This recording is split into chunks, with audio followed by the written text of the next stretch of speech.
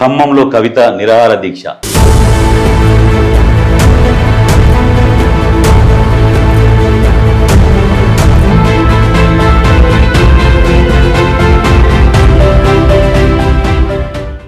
వీళ్లకు అసలు నిజంగా దీని గురించి ఏమైనా ఐడియా ఉందా?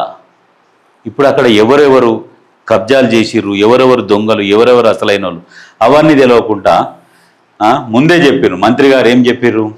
అక్కడ నిజమైన అర్హులు ఎవరెవరైతే ఉంటారో వాళ్ళని ఖచ్చితంగా గుర్తించి వాళ్ళకు ఇండ్ల స్థలాలు ఇస్తాం, ఇండ్ల స్థలాలు లేని వాళ్ళకు ఇండ్ల స్థలాలు ఉన్న వాళ్ళకి ఆ ప్లేస్లో ఇల్లు కట్టిస్తామని క్లియర్గా చెప్పిండు. అక్కడ మొత్తం వెలికి తీసేది 410 మంది అర్హులు, 330 మంది బోగస్. ఈ బోగస్ వాళ్ళ గురించి వీళ్ళు ధర్నాలు, ఈ కూసునుడు. ఈ స్వచ్ఛంగా ఈ 410 మంది అర్హులు ఏం చేస్తారు? మాకెక్కడ కట్టించినా ఓకే, మేము సంతోషం, మేము హ్యాపీ అని వాళ్ళు ఉంటారు. ఇవన్నీ తెలుసుకోకుండా ఏదో చెయ్యాలి, ప్రభుత్వం మీద ఏదో బురద చల్లాలి అన్న ఒక ఉద్దేశంతో, నా కాన్సెప్ట్తో పనిచేస్తే ప్రజలు నమ్ముతారా? ఎంతసేపటికి బురద చల్లే ప్రయత్నం కాదు. నిజమైన అర్హులు ఎవరు ఉన్నారు, వాళ్ళకు ఎట్లా ఇవ్వాలి, ఏం చేయాలి అనేది ఈ పేదల ప్రభుత్వం ప్రజాపాలనలో ఖచ్చితంగా వాళ్ళకు న్యాయం చేస్తామని చెప్పేసి మాట ఇచ్చిండు. ఆ మాట ప్రకారమే అర్హులు ఎవరెవరో వాళ్ళని గుర్తించారు 410 మంది.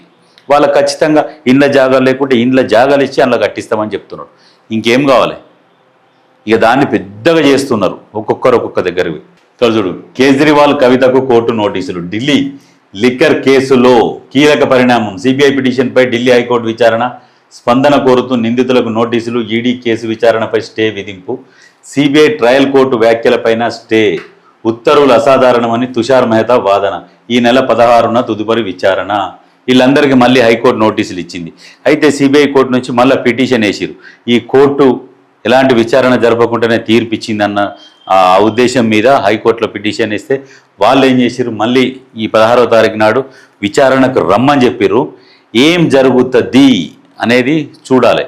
ఎందుకంటే అది కోర్టు పరిధిలో ఉన్నది కాబట్టి మరి వాళ్ళు ఏ నిర్ణయం తీసుకుంటారు, మరి ఆ తీర్పుని సవాల్ చేసి మరి హైకోర్టులో మరి నడిపిస్తారా కేసు, మళ్ళీ రద్దు చేస్తారా తీర్పుని, ఏం చేస్తారనేది చూడాలి.